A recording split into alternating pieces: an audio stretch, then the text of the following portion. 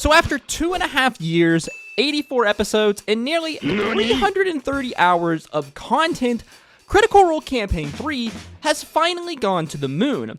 And wow, did Matt drop the lore bombs. Hello everyone, I am Finn. Welcome back to FinnFilms. Those of you who have watched my content over the years know that I am an avid lover of Dungeons & Dragons and D&D content. More specifically, Critical Role. I've been following Critical Role since like the early Geek and Sundry days, all the way back in like the first couple episodes of Campaign 1. I catch basically every broadcast live when I can. Hell, even when I lived in Japan, I would devote my Friday mornings to watching the Critical Role broadcast live. You know, the whole 12-hour time difference. Today I want to talk about Critical Role Campaign 3, specifically why this campaign feels so different from Campaigns 1 and 2. As well, we're going to discuss and get into all of the new lore that was dropped by Matt Mercer in episode 84, and really what this means for the future of Campaign 3. But yeah, and obviously, guys, spoiler warning.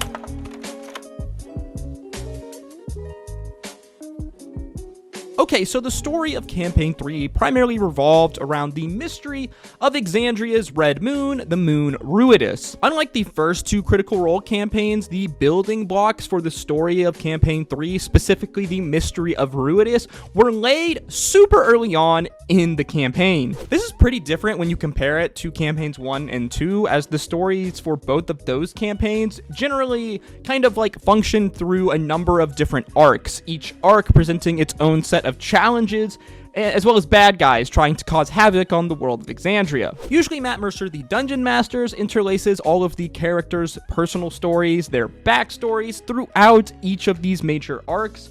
Each of these characters generally, but not always, getting their own mini-arc related to their backstory. Campaign 3 has not functioned like this at all, really. The mystery of Exandria's Red Moon was presented to us like super early on in this campaign, and it quickly became apparent that not only was this Red Moon linked to most of our characters' backstories, but that the moon itself was going to be a key plot point in the greater story, the greater mystery of this campaign. Basically, the first half of Campaign 3 focuses on the party uncovering the secrets of the Red Moon of Ruidus, as well as a secret plot of conspirators revolving around the moon and those considered Ruidus born, people who were born under the flare of a red moon. Campaign 3 really started to get interesting once our party uncovered some secret lore that was long hidden about the origins of the Red Moon. From what we have learned long ago at the time of the founding, a strange being known as Predathos came to Exandria, hunting the gods of Exandria. This being possessed great power and was able to resist the divine magic of the gods, and at one point Predathos would devour two deities that are now since long forgotten,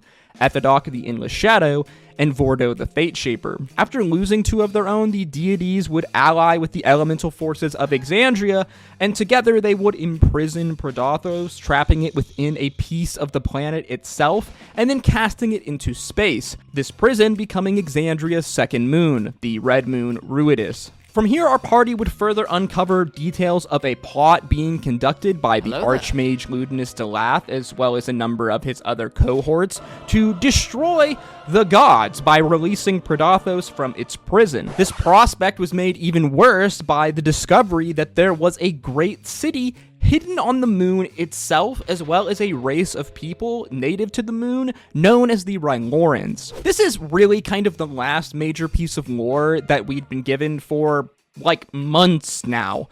Well, that is until episodes 83 and 84 of Critical Role Campaign 3, where our party, Bells Hells, finally, after so many episodes, go to the Red Moon itself. 2.5 years after the beginning of Campaign 3, and finally now we are going to get some long-awaited payoff for this story. So in episode 84, we got a ton of lore drops, so I'm going to do my best to try to piece them all together for you. To start, we learned from this episode that there are a number of different races of people that seemingly call the moon their home. Besides the Rhylorans, there's a group of people called the Bormodo. Some of them work as manual laborers and farmers on the surface of the moon. As well, we are told that there are a number of other races and people that seemingly live on the moon. These people refer to those from Exandria as dreamers, as they share the dreams of the people on Exandria. As such, they have a skewed perception of what Exandria as a world is.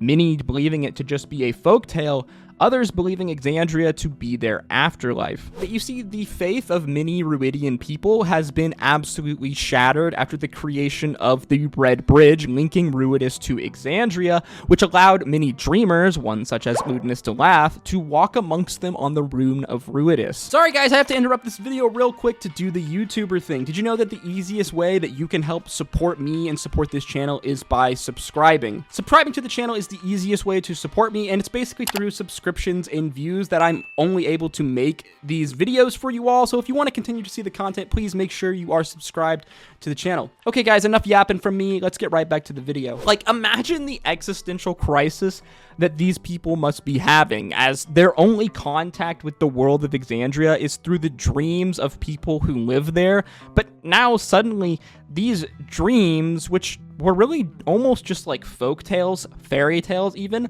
are now a reality. The dreamer themselves are now walking amongst them. In this episode, we also learn of a council of old and powerful Rhylorans that are referred to as the Weave Mind. This council acting as a conduit to Predathos. As well, we are told that they also are in control of the Red Moon's flares. Now, this is important because we know that these flares are linked to the creation of Ruidus-born people on Exandria, as a Ruidus-born person becomes Ruidus-born when they are born under the light of a red flare, which we now learn is being controlled by a group of psychic people on the moon itself. To me, the creation of Ruidus-born people seems like a way that Predathos is using to spread its influence onto the planet itself. The Weave Mind seemingly call all of the shots on Ruidus and seemingly rule Ruidus with an iron fist. Immediately, there are so many questions and theories that are just like circulating through my mind right now. If we believe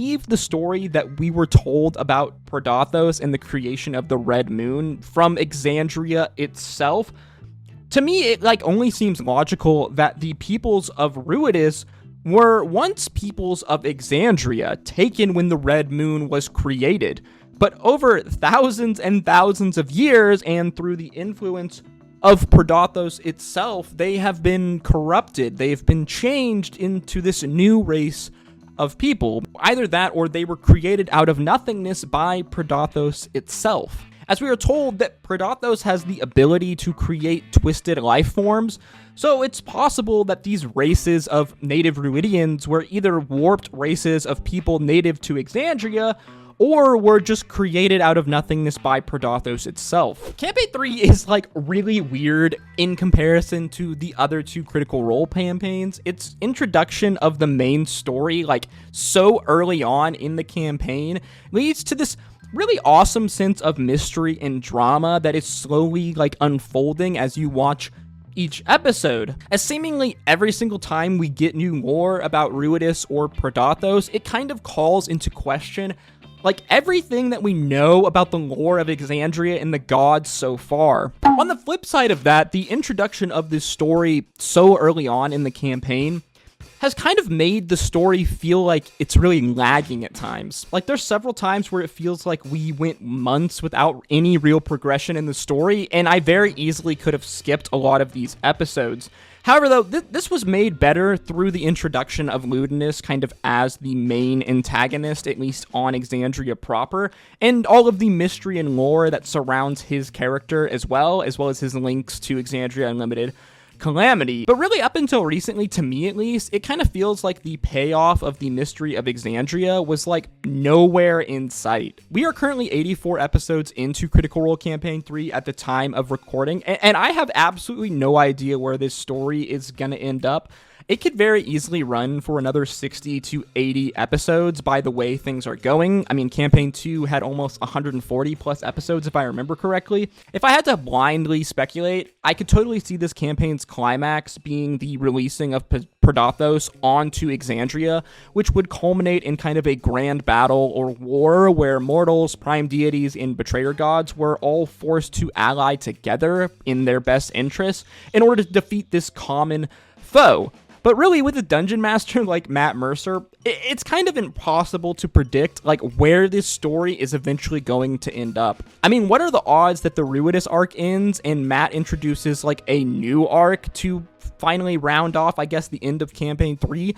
To me, that seems super unlikely. It seems like this Ruidus arc is the main narrative of Campaign 3, and when it ends, Campaign 3 ends. One of the questions that I really hope that Campaign 3 is going to answer is the origin and true nature of the gods of Exandria themselves, as through this campaign it's been revealed that the gods aren't actually like gods in a traditional Dungeons and Dragons sense that you might think of them. It's way more like that they just happen to be powerful entities that came to Exandria and then shaped it like to their will, to their own image, but then they became what we kind of know of as the D&D gods through the worship of the mortals that they have created. Not to mention the fact that the ascension of the Raven Queen in our story from mortal to god really kind of calls into question the nature of divinity, like as a concept in the Critical Role universe. Personally, I really love this story. I love the world of Exandria, and I love the story of Campaign 3. While I do